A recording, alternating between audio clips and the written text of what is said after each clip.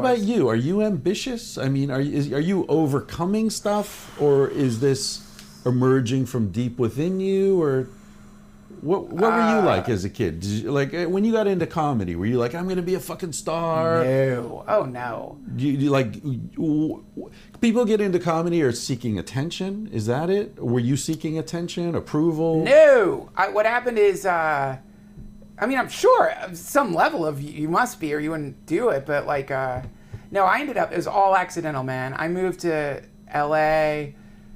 Because I was thinking, like, what would be a cool city to live in after college? Degree in psychology. I never thought I would. You from Charlotte? Asheville. Hendersonville, Asheville. I never thought I'd do comedy. I'd been funny and I could make people laugh. I knew I could do that, but I'd never been like, oh, I'm going to do stand-up. Never in a million years. Really? So, like, you know, like you hear some comedians tell the story of, like, I knew from the moment that I heard Bill Cosby that I would be a stand-up. It's like, Jesus Christ. You must have fucking great parents or something, man. Like, if it told, which I never did, but if I told my parents I'm going to be a stand-up comic or I'm going to try that, they would be just like, don't. Yeah. Anyway, so I moved to LA out of a, I thought it'd be fun. And then I ran out of money, so I had to get a job. And my crackhead landlord had like taken me on this stupid West Hollywood crack tour where he was just high out of his mind on crack, like passing the House of Blues, like, that's the House of Blues, like really like taken by the House of Blues. I remember just being like, that's where they really party, man. Like, it's fucking House of Blues, what are you talking about? But at the time I didn't know. I was like brand new to LA. Anyway, we drove by the Comedy Store and he was like, said, oh, it's a comedy store, famous comedy club. Looked cool. It was the fucking hand. I was the frog. Right. You know, it looked cool. And I remember, like, as I was applying for jobs, I walked by the Comedy Store and I remember fucking photographically touching the building, feeling the energy of the building, and like, I was like, I'm gonna go in there, man, try to get a job. Yes. No shit. And you were just looking for any entry level, whatever. Any job. Got a phone job, got a job working the phones. Right. Right. And Mitzi, the owner, called and was like, "Are you a hey, honey, welcome to the store. Are you a comedian?" And I'm like, "I don't think so. Yeah. I don't think I'm a comedian." And she goes, she has the best laughter. She's like, "Well, you never know, honey." and then like, so I like, they're comedians, and you get 3 minutes of stage time. Right. At the open mic. So you were working the phones, people calling for reservations, that kind of thing? Fucking Pauly Shore walked in one day. I'd never met. I mean, like, I used to sit in my friend's trailer huffing butane gas out of plastic bags, watching Totally Pauly, laughing our asses off like fucking street kids. Whoa, whoa, whoa, whoa, whoa, whoa. This is so funny. And fucking Pauly Shore walks in. It's like, holy shit, man. Pauly Shore, the Wheeze is here. It was mind-blowing. And like, but so you get to do the open mic at the Comedy Store. You have to stand in line for eternity, and then you only get 3 minutes, and maybe you don't get picked. So what made you want to do the open mic? You're there. You just got a job. Oh, because this is what happens if you were an employee. You get to do 3 minutes of stage time. You don't have to wait in line. Every Sunday you can do 3 minutes of stage time at the Comedy Store. Because most people who apply for a job there want to be comics. They want that stage time. But you didn't. I wasn't doing it. You just wanted a job. And comedians, they were like, what the fuck are you doing?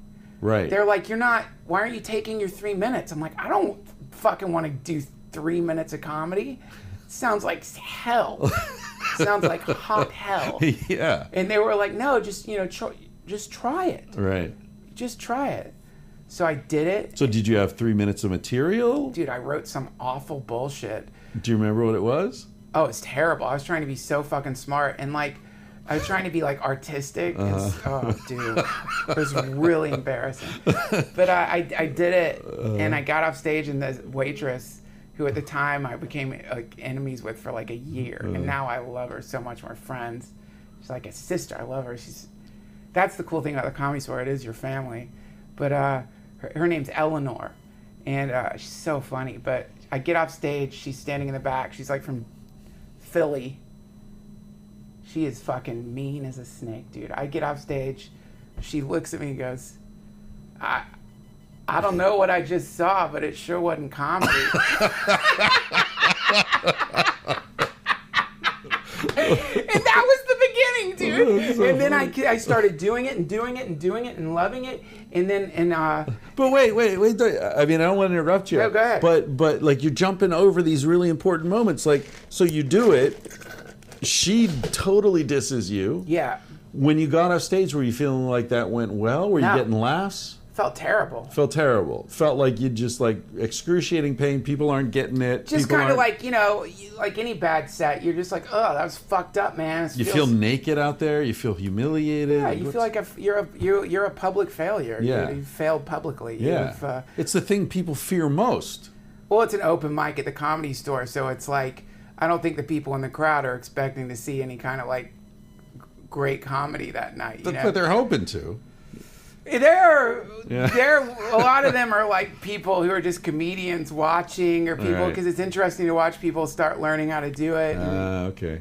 But anyway, like So why did you want to continue then? So what happened was, I kept working there, and it wasn't like, man, I'm gonna keep doing comedy or not. I was like, oh, I'll try it again. I know it sounds. I mean, I honestly was not like. When you're around comedians and you start realizing this is a life that you can have, and it's a real community, and it's a real thing. It's a beautiful thing. Yeah.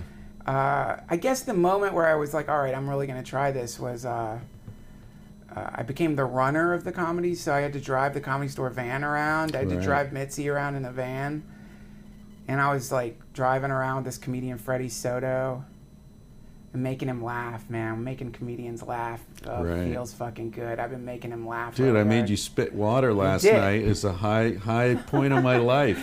Well, it's like a cool feeling, Like, it is. And I was making him laugh, and I'd been making him laugh because I was working in the ticket booth too. And like I had this whole gag with him. You'll like this gag where I was like, man, I don't want to seem weird, man, but it'd be an honor if you would fuck my sister. And like he thought I was serious. I don't have a sister, but he's like, I don't know, man. That's her over there. I was just fucking with him. But then when he realized that I was fucking with him in that way, he was like, wow, he thought, comedians like getting fucked with at that level. Yeah. And then so anyway, I remember I was pumping gas into the Comedy Store van, and Freddie Soto said to me, hey man, why don't you just try to be a stand-up comedian? And I was like, I don't think so. He's like, listen, you're funny if you just try it. It's going to take you 8 years, 10 years.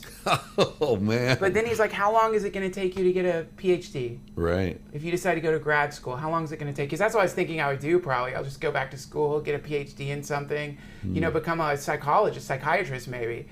And he's like, the debt. Think of the debt. Just try this. This can work for you. This could work. Might not. Could. And that was when I was like, you know what? I'm going to give it a fucking shot.